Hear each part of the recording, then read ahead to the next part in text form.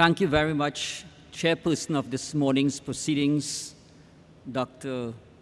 Meredith Patton, Head of the Institute of Criminology and Public Safety here at the University of Trinidad and Tobago. I also would like to extend apologies for the absence of our line minister, Mr. Fazal Karim, who, because of a tremendous number of special activities, is unable to make it here this morning. In fact, over the last 2 months, he has been present at almost every single function as part of our 10th anniversary celebrations, and that's essentially on a daily basis. So we apologize for his absence. Justice Malcolm Holip, one of our featured presenters here this morning. As you heard, there's apparently a fatal accident on the highway, and this has caused a delay. So apologies, but he will be here with us, and we look forward to his stimulating presentation. Our Deputy Chairman, Board of Governors of University of Trinidad and Tobago, Mr. Kwasi Mutima, Dr. Alan Bachan, Chairman of the Environmental Management Authority, Professor Lawrence Sherman, Director, Institute of Criminology, University of Cambridge, and our keynote speaker, and he'll be one of our virtual speakers, so he'll be joining us live from Cambridge University later on in the proceedings. Mr. Gerald Wilson, Deputy Commissioner of Prisons, Trinidad and Tobago Prison Service. Mr. Earl Hernandez, Director of Disaster Management, Trinidad and Tobago Red Cross Society. Acting Corporal Walker, Cybercrime Unit, Trinidad and Tobago Police Service. Mr. Michael Abu, Director of Amalgamated Security Services Limited. Mr. Wayne Chance, Founder of Vision on Mission. Ms. Margaret Sampson Brown, Manager, Victim and Witness Protection Support Unit, Trinidad and Tobago Police Service. Academics from the University of Trinidad and Tobago and the University of the West Indies. Mr. Gary Aboud, President, Fishermen and Friends of the CFFOS. Other esteemed presenters, or many stakeholders from the public and private sector, specially invited guests, members of the media, ladies and gentlemen. On behalf of the University of Trinidad and Tobago, I want to extend a very special welcome to all of you here this morning to the Omira campus. Some of you may have been visiting here for the first time. I hope you'll take a few minutes over the next 2 days to walk around during your breaks and see what we have to offer here at the Omira campus, one of our 12 campuses spread across Trinidad and Tobago. And I want to especially welcome, of course, all of you to this 2-day conference on the theme, Emerging Crimes in the Caribbean, Implications and Proposed Solutions. I am very pleased to note the incorporation of the term proposed solutions to the theme of this conference. And therefore, it makes this conference what I consider rather unique. It is so different from so many conferences and workshops that we all have attended. Lots of brainstorming, bulky reports, but very few concrete solutions. And even when there are, there is absolutely no implementation. I hope that this workshop, would mark the turning point, and that we will see solutions which can be implemented and effected in a very short space of time. This conference, colleagues, comes on the heels of a 3-day virtual conference on Caribbean Basin security held during the period March 12th to the 15th at our Agora campus. And that was the first of its kind in the region. And again, I would like to commend Dr. Patton and the Institute of Criminology and Public Safety, for organizing this. So this is a second such conference. And notice we are making use of the technology, to reduce cost and enhance efficiency. I consider this conference both timely and relevant, and it's one of the many events that are taking place as part of our 10th anniversary celebrations. And those of you who have been looking at the news over the last 2 months, almost on a nightly basis, you're hearing of activities which UTT are in fact carrying out as part of the 10th anniversary celebrations. Activities which are geared towards the socio-economic transformation of our society. You have heard of the setting of an aviation institute, so we are producing the kind of human resource that's required to transform our society. I also want to mention special welcome to all our presenters over the next 2 days, both locally and those from abroad. We are a national university, but with a global outreach and a global perspective.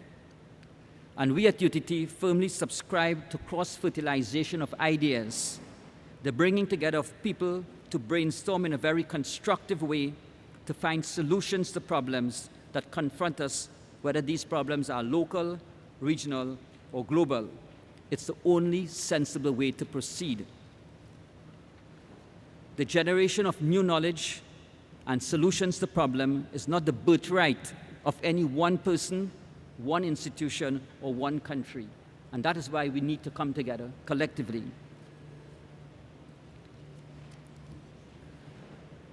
Crime mitigation and prevention is a topic heavy on the hearts of our nation's citizens, and indeed across the globe. And we at UTT are eager to do our part to contribute to this discussion and, by extension, find more sustainable, implementable solutions. And this is keeping with the threefold mandate which we have set ourselves at the University of Trinidad and Tobago, a university with an entrepreneurial mission. And these three mandates, and I want you to listen to them very carefully because this conference is in fact in keeping with that mandate, through our teaching, our research and development, to produce the appropriate human resource that is needed, not only in terms of numbers, but more importantly, with the appropriate skill sets required by our stakeholders. That's very important, producing people with the appropriate skill sets which are constantly changing, literally by the second. And this is brought, of course, by the rapid advances in technology along the superhighway of broadband internet in an interconnected world that is gradually shrinking, where what is happening in our bedroom is known around the world in nanoseconds. That is the reality. And therefore, we have to constantly retool ourselves because the skill sets required today are quite different from those which will be required tomorrow. So this is an imperative, and this is one of the mandates of the University of Trinidad and Tobago. Like always, advances in technology brings with it its own challenges, increasing the complexity of the nature of crime, but also more complex solutions are required. So although the advantages in technology is bringing its own complexity, the second mandate of UTT, through our various activities, we are supposed to find solutions to problems facing us. And this conference is a manifestation of this mandate. And the third mandate, one which I hold very dear to my heart, is that through our various activities, our research, development, and innovation, we need to keep our people one step ahead of our competitors. We are in a global economy, and if we do not keep one step ahead of our competitors, then we are simply doomed to failure. And in this context, if we cannot keep our protective services one step ahead of the criminals, then we are doomed to disaster. Isn't that so? We have to be one step ahead of our competitors. And there's no society in any part of the world which is without crimes and its associated challenges it brings with it. And I'd like to quote here, the United Nations Development Program report states, and I quote, "Violence has become a key obstacle to human and economic development in Latin America and the Caribbean region, and is cited by citizens in surveys as a top concern for their well-being, surpassing the jobs, healthcare, and other issues." And the report continues, "As for the impact on the region's economies, estimates by the Caribbean community, that's CARICOM, show that," and I quote, "the cost of gang-related crime is between 2.8% and 4% of the GDP in the region, through both the cost of policing as well as the result of loss of income from youth incarceration and reduced tourism." So it's a significant cost to society. According to the report, crime costs Jamaica alone over $529 million a year in loss in income. In Trinidad and Tobago, a 1% reduction in youth crime would boost tourism revenue by $35 million per year. For every additional gang in a community, homicides rate increased by about 10%, according to the research featured in this report. So you could see the significant impact that crime is having on our society. This conference is centered around emerging crimes. The modern society today is defined by the internet. Over a quarter of the world's population is wired to the net, and this number is growing every day. The internet is a source of information, communication, entertainment, and education. And it's impossible for all of us here to imagine us functioning in a world without it. And when you recognize the internet is only basically a few years old. Unfortunately, however, as with most technological advances, the internet also has its dark sides. I almost said dark fibers. And the evolution of the internet has been paralleled by an evolution in crime. The advent of new internet technology has resulted in corresponding advent of both new forms of crime and new ways to commit old forms of crime. In 2010, the 5th Conference of Parties to the United Nations Convention on Transnational Organized Crime identified cybercrime, identity-related crimes, trafficking in cultural property, environmental crime, piracy, organ trafficking, fraudulent medicine as new and emerging crimes of concern. The emergence of these new crime types give rise to the need for law enforcement responses to adapt its efforts and capacities accordingly. For instance, phenomena such as diffusion of viruses and worms, skimming of credit cards, etc., were completely non-existent before the arrival of the internet, while long-existing crimes such as fraud, theft, and even terrorism can now all be committed in new and sometimes easier ways in the cyber world. Also, due to its decentralized structure, users of the internet can enjoy high levels of anonymity with little risk of being traced. Consequently, the internet is a magnet for all sorts of common criminals. After all, cybercrime is just a regular crime on an online or computer aspect. That's all it is. And people are wondering whether we have new crimes. Is it the old crimes simply using new technologies? That's the question. In a recent survey conducted by Symantec Corporation, it was found that 65% of internet users has been a victim of some kind of cybercrime, including viruses, malware attacks, online scams, hacking of social networking profiles, credit card fraud, and sexual predation. Cybercrime today has become a more lucrative criminal industry than the illicit drug trade and generates over 100 billion US dollars annually. It's quite staggering statistics. There's no doubt cybercrime is rife and is spreading at an alarming rate. And there are many estimates available of the amount of money generated by illegal activity. For example, it is often claimed that the world drug trade generates an annual cash flow of $500 billion, the single largest component of a world gross criminal product of about $1.1 trillion. We talk about a country's GDP. We are talking about the world gross criminal product of $1.1 trillion. That's an estimate. And the IMF also has similar claims that the amount of money laundered throughout the world's financial institutions may be about 2 to 5% of the world GDP.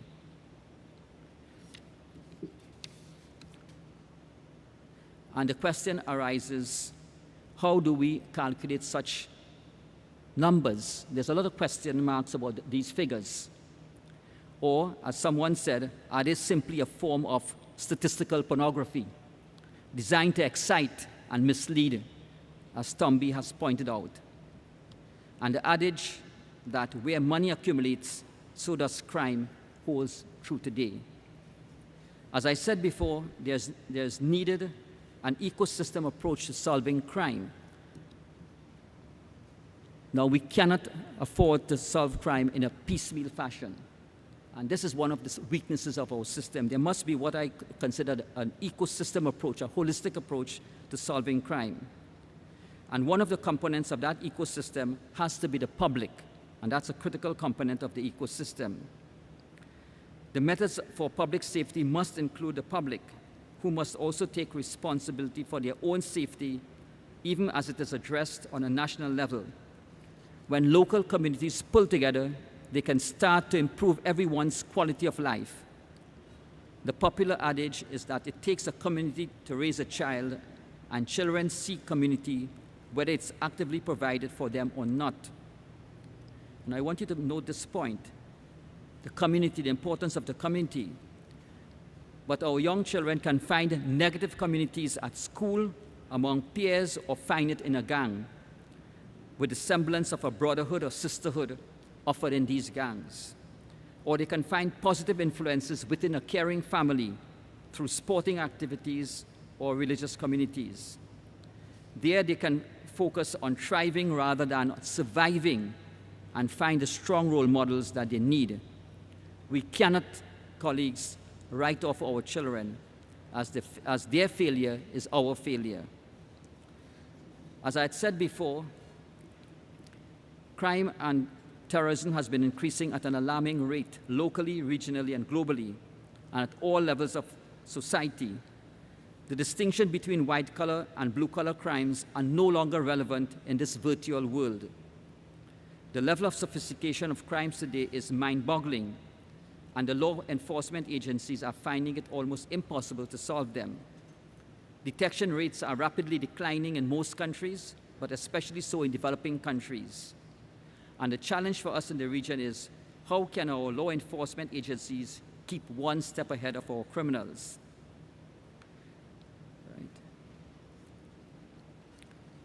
Right.